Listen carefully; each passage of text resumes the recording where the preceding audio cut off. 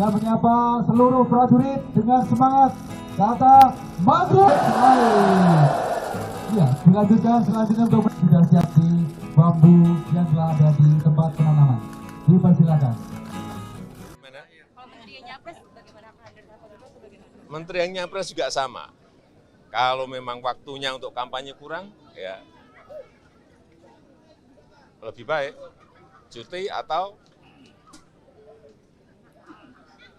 banyak. Saya kira yang penting jangan melanggar regulasi, jangan melanggar undang-undang. Nanti tanya khusus yang ini tadi, nanti tolong juga tanyakan ke Pak Prabowo. Pengamanan Papua, Pak.